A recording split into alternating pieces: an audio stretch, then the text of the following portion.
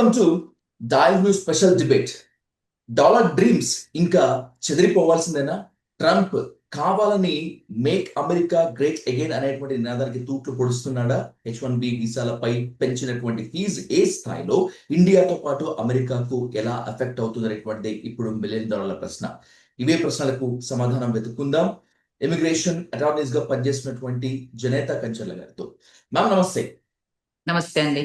Ma'am, ఎన్నో ఏళ్ల experience ఉంది మీకు ఇమిగ్రేషన్స్ కి సంబంధించి. MBA అక్కడ యుఎస్ లో ఉండేటువంటి ఇండియన్ స్టూడెంట్స్ కి ఎంతో మీరు చేసినటువంటి లీగల్ అసిస్టెన్స్ గురించి నేను కొత్తగా చెప్పాల్సిన పని లేదు. Before going in to that, ఏం మ్యామ్ ట్రంప్ తీసుకున్నటువంటి ఈ డెసిషన్ ఇండియాకి ఎస్పెషల్లీ ఇండియన్స్ కి ఎఫెక్ట్ అవుతుందని చెప్పి చాలా మంది అంటుంటే, లేదు అంతగా కంగారు పడాల్సిన అవసరం లేదు అంటున్నారు. దెన్ హౌ ఇట్ ఎఫెక్ట్స్ అసలు? డెఫినెట్ గా అంటే ఇండియన్స్ కే కాదు, అంటే ఈ H1B రూల్ వరల్డ్ వైడ్ నుంచి వస్తారు అమెరికాకి. దాంట్లో భాగంగా ఏంటి అంటే ఇండియన్స్ ఎక్కువగా అంటే 70% ఇండియన్స్ యూజ్ చేస్తారు ఈ H1B ప్రోగ్రామ్ అనేది.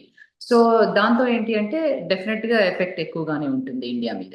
సో మనకు నిన్న అంటే మా యుఎస్ టైం చూస్తే ఫ్రైడే ఈవినింగ్ ఈ ప్రొక్లమేషన్ చేయడం జరిగింది. అండ్ సండే మార్నింగ్ అంటే 12-1 AM నుంచి ఇది ఎఫెక్ట్ ఉంటుంది. ఎవరైతే మార్నింగ్ అవర్స్ అంటే 12 తర్వాత సండే వస్తారో వాళ్ళందరికీ ఇది వర్తిస్తుంది ఈ పర్టికులర్ ప్రొక్లమేషన్ అనేది.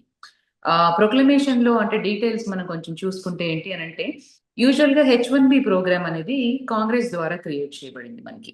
సో అంటే certain quota 65,000 you know throughout the world, తర్వాత ఒక 20,000 అనేది యుఎస్ లో మాస్టర్స్ చేసిన వాళ్ళకి రిజర్వ్ చేయడం అనేది. అండ్ ఇది స్పెషల్ స్కిల్ సెట్ ఉన్న వాళ్ళకి, అంటే అమెరికన్స్ వర్కర్స్ ఎవరైతే దొరకరో అంటే ఆ పర్టికులర్ స్కిల్ సెట్ లో, like science, technology, engineering, math and IT రంగాల్లో ఇక్కడ వీళ్ళు ఎవరైతే మనకు అవైలబుల్ ఉండరో లోకల్ అమెరికన్ వర్కర్స్, అప్పుడు H1B వర్కర్స్ ని తీసుకురావడం అంటే throughout the world, then ఈ వర్క్ వాళ్ళు చేస్తారు అనేది ప్రోగ్రామ్ ద్వారా డిజైన్ చేయబడింది. సో ఈ ప్రొక్లమేషన్ లో చూస్తే ఏంటి అంటే మనకి ఎక్కువగా చాలా మటుకు ఈ ప్రోగ్రామ్ ని అబ్యూస్ చేశారు అనేది వాళ్ళు చెప్తా ఉన్నారు. అది కూడా కొంతవరకు నిజమే, ఎందుకంటే దీన్ని బాగా అబ్యూస్ చేసి వాళ్ళు చెప్పేది ఏంటి అని అంటే, ప్రోగ్రామ్ ని అబ్యూస్ చేసి తక్కువ వేజెస్ ఇచ్చి వాళ్ళకి అమెరికన్ జాబ్స్ ని రీప్లేస్ చేస్తా ఉన్నారు వాళ్ళ జాబ్స్ తోని. అండ్ H1B వర్కర్స్ ని ఎక్కువగా హైర్ చేసుకొని అమెరికన్ వర్కర్స్ ని లే ఆఫ్ చేసి వాళ్ళతోనే H1B వర్కర్స్ కి ట్రైనింగ్ చేయించడం అనేది జరుగుతుంది. వాళ్ళు అలా అప్సెట్ అయ్యారు. అంటే ఇప్పుడు ఏ కంట్రీలో అయినా చూసుకుంటే, ఇప్పుడు లెట్స్ సే ఫర్ ఎగ్జాంపుల్ మనం ఇండియాలో చూసుకున్నా కూడా ఇతర దేశాల వాళ్ళని తీసుకొచ్చి ఇక్కడ వర్క్ చేస్తూ ఇండియన్స్ ని లే ఆఫ్ చేస్తే కూడా మన వాళ్ళు కూడా అలాగే ఫీల్ అవుతారు. సో సిమిలర్ టు దట్, అంటే ఇప్పుడు ఫస్ట్ మనం చూసుకున్నట్టయితే ఈ పర్టికులర్ అడ్మినిస్ట్రేషన్ ఏంటి అని అంటే country first, American citizens first అనే విధంగా వెళ్తా ఉన్నారు. సో దానిలో చూసుకుంటే ఎస్ అంటే ఈ ప్రొక్లమేషన్ ని తీసుకురావడము, దీని ద్వారా అంటే ఒక పర్సన్ కి company 100K invest only for 1 year. మనకి H1B ప్రోగ్రామ్ అంటే అది ఫుల్ గా ఒక పర్సన్ ఫుల్ 6 years కి క్వాలిఫై అవుతారు. ఒక ఫస్ట్ 3 years ఉంటుంది, ఆ తర్వాత ఎక్స్టెన్షన్ అనదర్ 3 years. సో అంటే H1B ప్రోగ్రామ్ ఈ 6 years లో ఒక కంపెనీ 600K కట్టాలి ఒక పర్సన్ కి అని అంటే అది ఎంత ఫిజిబిలిటీ? అంటే బిగ్గర్ కంపెనీసే చేయగలుగుతాయా? అది కూడా క్వశ్చనబిలిటీ, ఎందుకంటే ఇప్పుడు బిగ్గర్ కంపెనీసే ఎక్కువగా H1Bs ని హైర్ చేసుకుంటా ఉన్నారు. సో స్మాలర్ కంపెనీస్ అనేది అది క్వశ్చన్ లేదు, అంటే అంత పే చేయలేరు వాళ్ళు. సో అది ఆ విధంగా చూస్తే ఎక్కువగా H1B ప్రోగ్రామ్ ని డిస్కరేజ్ చేయడానికి ఇది డిజైన్ చేసిన దానిలాగా ఉంది ఫస్ట్ థింగ్. అండ్ మనకి నిజంగానే కంపెనీస్ అంత పే చేస్తాయి అని అంటే ఆ పర్టికులర్ పర్సన్ రిసోర్స్ అంత ఇంపార్టెన్స్ ఉండి నిజంగానే అంత వర్త్ వాల్యూ ఆఫ్ వర్క్ వాళ్ళకు చేయగలిగితే కంపెనీస్ కి డెఫినెట్ గా at some point of time వాళ్ళు ఇన్వెస్ట్ చేస్తారు. అండ్ మేబీ ఆల్రెడీ ఎకానమీ బాగాలేదు, దీని ద్వారా ఇంకా ఎకానమీ అంటే బ్యాడ్ సిచ్యువేషన్ లో వచ్చే ఛాన్సెస్ ఉంటాయి. ఇంకొకటి ఏంటి అని అంటే జాబ్స్ అన్ని ఆఫ్ షోర్ వచ్చే ఛాన్సెస్ కూడా ఉంటాయి దీనివల్ల, ఎందుకంటే వాళ్ళు అంత ఖర్చు పెట్టి ఎంప్లాయీస్ ని ఇక్కడ హైర్ చేసుకోలేరు కాబట్టి జాబ్స్ ని ఆఫ్ షోర్ కూడా చేసే అవకాశం ఉంటుంది. సో యాక్చువల్గా ఈ డెసిషన్ పైన మేడం మగాలో భాగంగా అంటే మేక్ అమెరికా గ్రేట్ అగైన్ లో భాగంగానే ట్రంప్ ఈ తీసుకొచ్చారు అనేటువంటిది ఒక ఆలోచన. కొంతవరకు ఇది అమెరికాకు బూస్టప్ అవుతుంది అనేటువంటిది ఒక ఆర్గ్యుమెంట్ ఉంది.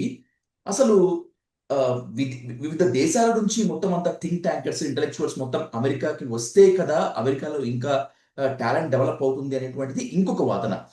అమెరికన్స్ ఇప్పుడు ఈ టారిఫ్ కి వెల్కమ్ చెప్తారా? Will they welcome?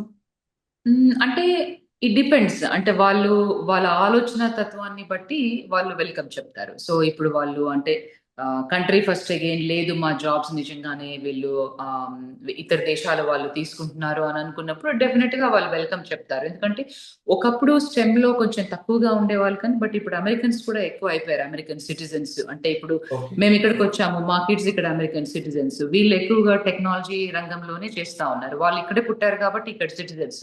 So, tech work force ఉన్నది. ఇప్పుడు కూడా ఉంది. సో, వీళ్ళందరూకి ఎక్కువగా అంటే ఫ్రెష్ గ్రాడ్యుయేట్స్‌ని ట్రైన్ చేసి వాళ్ళకు ఉద్యోగ ఆపర్చునిటీస్ కల్పించే ఛాన్సెస్ కూడా ఎక్కువగా ఉంటాయి. బట్ డెఫినిట్‌గా వెల్కమ్ చెప్తారా? చెప్పరా? అనేది అది ఇండివిడ్యువల్ అనాలిసిస్‌ని బట్టి వాళ్ళకు ఏది నచ్చుతుంది అనే దాన్ని బట్టి ఉంటుంది. ఇది ట్రంప్ ఇండిపెండెంట్ గా తీసుకున్నటువంటి డెసిషనా? లేకపోతే అమెరికన్స్ మొత్తం అంతా కూడా ప్రెషర్ చేస్తేనే ట్రంప్ ఈ డెసిషన్ తీసుకున్నారా? $1 lakh tariff H1B application fees అనేటువంటిది. అంటే మొత్తం పీపుల్ ఐడియాలజీ మనం రుద్దలేము దీనిలో ఈ Hmm. పర్టికులర్ ప్రొక్లమేషన్‌కి. బికాజ్ అంటే ఈ అడ్మినిస్ట్రేషన్ ఆల్వేస్ మనం చూస్తే కంట్రీ ఫస్ట్, సిటిజన్ ఫస్ట్ అంటుంది కాబట్టి డెఫినిట్‌గా సరౌండింగ్ పీపుల్ ఎవరైతే ఉన్నారో వాళ్ళు అంటే వాళ్ళ లీగల్ టీమ్ డ్రాఫ్ట్ చేయడం జరిగింది. సో, ఇంకొకటి కూడా మనము చూడాల్సిన విషయం ఏంటంటే ఇంతకు ముందు కూడా మనకి సెవెరల్ ఎగ్జిక్యూటివ్ ఆర్డర్స్‌ని కూడా కోర్ట్స్‌లో ఛాలెంజ్ చేయడం జరిగింది. అది విత్ Hmm. స్టాండ్ కాలేకపోవడం. సో, ఇది కూడా అంటే ఇప్పుడు మనకి మా యూఎస్ టైమ్‌లో ఫ్రైడే ఈవినింగ్ వచ్చింది. So, Saturday, Sunday court holidays కాబట్టి maybe by mid of next week కల్లా మనకి ఇంకా మోర్ క్లారిటీ ఉంటుంది. అంటే ప్రొక్లమేషన్ తీసుకొచ్చారు కానీ ఇప్పుడు డబ్బులు ఎంప్లాయర్ కట్టాలి అన్నారు. అంటే ఎలా కట్టాలి? ఆ రిసిప్ట్ ఎక్కడ కట్టాలి? ఎలా చూపించాలి? అనేది డీటెయిల్స్ ఏమీ లేవు.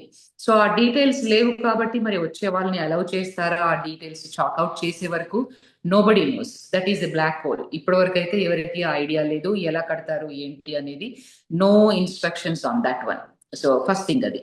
సెకండ్ థింగ్ మనకి టెంపరరీ రిస్ట్రైనింగ్ ఆర్డర్ కోసము కంపెనీస్ అన్ని కూడా సూ చేసే ఛాన్సెస్ కూడా ఉన్నాయి.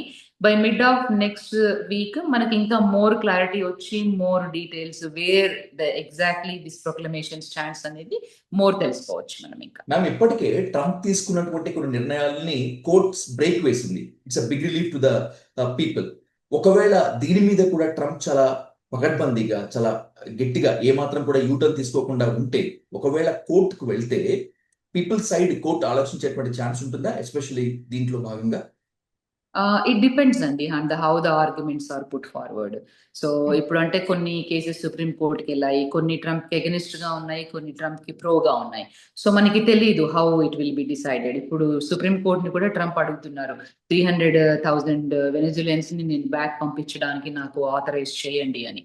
సో, అంటే దట్ ఈస్ డిఫరెంట్. సో, ఇదంతా లీగల్ ఇమిగ్రేషన్ కదా! H1B అంటే వర్క్ ఫోర్స్. ఇట్ విల్ అంటే ఎకానమీకి గుడ్ జరుగుతుంది. Economy will keep going. And jobs will be created. So, lot of companies are doing. అంటే ఇప్పుడు మీకు ఈ సిలికాన్ వ్యాలీ తీసుకున్నా, ఇవన్నీ తీసుకున్నా కూడా ఇట్లా వర్క్ ఫోర్స్ గా వచ్చి వాళ్ళు క్రియేట్ చేసినవి పెద్ద పెద్ద కంపెనీస్ క్రియేట్ చేశారు. సో, మేబీ అమెరికా వద్దనుకుంటుందా అదంతా మనకు తెలియదు. సో, మనం వెయిట్ చేసి చూడాలి. బట్ డెఫినెట్ గా they are going to miss on the talent ఈ H1B ప్రోగ్రామ్ లో ఇట్లా పెడితే. బట్ చిన్న కంపెనీస్ కి మాత్రం డెఫినెట్ గా ఇది ఒక ఇబ్బందికరమైన పరిణామం. ఈ డెసిషన్ బూమ్రాంగ్ అవుతుంది అనేటువంటిది కొంతమంది స్ట్రాంగెస్ట్ బిలీఫ్. ఒకవేళ అయినా కాకపోయినా కూడా ఈ డెసిషన్ ఇంప్లిమెంట్ గనక అయితే భారత్ కు టర్బో చార్జ్ అవుతుంది. ఎందుకంటే మిగతా కంపెనీస్ మొత్తం అంతా కూడా ఇండియాకి వచ్చే ఛాన్స్ ఉంది అనేటువంటిది ఇంకొక మంది వాదన. అలానే టర్బో చార్జ్ ఏమన్నా ఉంటుందా మ్యామ్ ఇండియాకి ఇప్పుడున్న పొజిషన్స్ లో? Possibility is there. అంటే ఇప్పుడు మనం ఒకప్పుడు చూసుకుంటే H1B ప్రోగ్రామ్స్ అంటే ఇప్పుడు ఆఫ్‌షోర్ ప్రాజెక్ట్స్ ఉన్నప్పుడు ఏం చేసేవాళ్ళు ఇండియా నుంచి వర్క్ చేసేవాళ్ళు టీమ్స్ అంతా కూడా ఆఫ్‌షోర్ నుంచి. సో, వాళ్ళు స్లోగా ఏం చేశారు అనంటే ఈ అమెరికన్ టైమ్ ఫ్రేమ్‌లో ఉండాలి అని నియర్ షోర్‌కి వచ్చేసారు. అంటే చుట్టుపక్కల ఈ సేమ్ టైమ్ జోన్‌లో ఉండడము. అంటే సౌత్ అమెరికాలో, నార్త్ అమెరికాలోని, కెనడాలో ఇట్లా సెటప్ చేశారు. అంటే ఇండియన్ కంపెనీస్. సో, నియర్ షోర్‌లో చేస్తా ఉన్నారు. మేబీ ఇవన్నీ కూడా అట్లా అంటే outside the country jobs వెళ్ళిపోయేవి. Offshore, nearshore jobs create అయ్యే ఛాన్సెస్ కూడా ఉన్నాయి ఎక్కువగా. Ma'am, I'll conclude with 2 important questions ma'am. ఇప్పటికే కంపెనీస్ మొత్తం అంతా అంటే అవుట్ సైడ్ ఆఫ్ అమెరికా వెళ్ళినటువంటి వాళ్ళ మొత్తాన్ని వెనక్కి రమ్మని చెప్తున్నాయట. And by the same vacations కనుక ఏదన్నా ఉంటే క్యాన్సిల్ చేసుకోమని చెప్తున్నారు. అంటే స్పెక్యులేషన్స్ చాలా ఉన్నాయి. ఏం జరుగుతుంది, ఏం జరగబోతుందని చెప్పి ఎవరికి తెలియదు, ఎవరికి వచ్చినట్లు వాళ్ళు చెప్తున్నారు. ట్రంప్ తీసుకున్న డెసిషన్స్ పైన ఇండియన్స్ పైన ఎఫెక్ట్ ఎలా ఉంటుంది? What do you say to the Indian employees and Indians? Definite గా అంటే ఇది విత్ స్టాండ్ అవుతుందా కోర్ట్స్ లో లేదా అనే దాన్ని బట్టి ఉంటుందండి effect. Let's say court is positive గా కరెక్టే చేశారు గవర్నమెంట్, ఈ ప్రొక్లమేషన్ విత్ స్టాండ్ అవుతుంది అంటే మటుకు చాలా మంది చిన్న కంపెనీస్ కి చాలా ఎఫెక్ట్ అవుతుంది. చిన్న కంపెనీసే కాదు పెద్ద కంపెనీస్ కి కూడా ఎఫెక్ట్ అవుతుంది. సో అట్లా అని జాబ్స్ అంతా ఆఫ్ షోర్ వెళ్ళే అవకాశం ఉంది. లేదు ఎస్ అంటే ఇది విత్ స్టాండ్ అవ్వలేదు అనుకోండి కోర్ట్స్ లో, సో యథావిధిగా మళ్ళీ బ్యాక్ టు నార్మల్ లాగానే. బట్ ఈ ప్రొక్లమేషన్ ద్వారా ఏంటి అని అంటే వన్ గుడ్ థింగ్ అక్కడ లాంగ్వేజ్ లో ఓన్లీ మనకి అవుట్ సైడ్ ద కంట్రీ ఉన్న వాళ్ళు మాత్రమే ఎఫెక్ట్ అవుతున్నారు. ఇన్సైడ్ ద కంట్రీ ఉన్న వాళ్ళకి ఏం ఎఫెక్ట్ లేదు. అంటే ఆ స్పెసిఫిక్ లాంగ్వేజ్ లేదు, ఇన్సైడ్ ద కంట్రీ ఉండే వాళ్ళు ఎఫెక్ట్ అవుతారు అనే లాంగ్వేజ్ లేదు. కాబట్టి అది కొంత good thing for who are inside the country. So advice ఏంటి అని అంటే ఎవరైతే ఇన్సైడ్ ద కంట్రీ ఉన్నారో they should not leave the country till there is a clarity on that. And ఎవరైతే outside the country ఉన్నారో based on communicating with the employer come back into the country as soon as possible. Ma'am, the last important question. Recent గా ఒక conclave లో మాట్లాడుతూ Telangana CM Revanth Reddy Trump తీసుకున్న నిర్ణయాలతో అమెరికాకి effect అవుతుంది, అందుకోసం అని చెప్పి I requested Cambridge, Harvard and Stanford to come to the India అని చెప్పి ఒక స్టేట్మెంట్ ఇచ్చారు. సరే, పొలిటీషియన్స్ ఎలాగైనా ఇస్తారు, కానీ ఇప్పుడున్నటువంటి పొజిషన్స్ లో యుఎస్ ని వదిలి లేదంటే యుఎస్ కి సబ్ బ్రాంచ్ గా ఇండియాలో హార్వర్డ్, స్టాన్ఫోర్డ్ లాంటి సంస్థలు రావటం సాధ్యమేనా? Can it be possible? Long run లో మేబీ, ఎందుకనంటే ఇప్పుడు మనం దుబాయ్ లో చూసుకున్నట్టయితే చాలా యూనివర్సిటీస్ కి ఎక్స్టెన్షన్స్ ఉన్నాయి. సో అట్లాగే maybe India will also be one among them. ఎందుకనంటే F1 కి హార్డ్ టైమ్ ఇస్తున్న నేపథ్యంలో, F1 రిస్ట్రిక్షన్స్ రూల్స్ నేపథ్యంలో యూనివర్సిటీస్ కూడా సర్వైవ్ అవ్వాలి కదా. సో వాళ్ళకి కూడా ఉండాలి. అంటే యూనివర్సిటీ ఎందుకు స్థాపించారు ఏంది ఈ ఎడ్యుకేషన్ కోసము. సో అట్లా part of that it might happen, we never know. But that is a very welcoming news for India if it happens. Thank you so much ma'am. ఇప్పటికే ఉన్నటువంటి ఎన్నో అనుమానాలు నివృత్తి చేశారు. మళ్ళీ మీరు చెప్పిన దాని ప్రకారం కోర్ట్ ప్రొసీడింగ్స్ కనుక నెక్స్ట్ ఫర్దర్ డెవలప్మెంట్ కనుక ఏదైనా ఉంటే I will take back to you the online. Let's clarify the doubts of Dial News. Thank you అండి. Ma'am, thank you much for ma'am. Thank you much. You welcome అండి. Thank you so much. Thank you.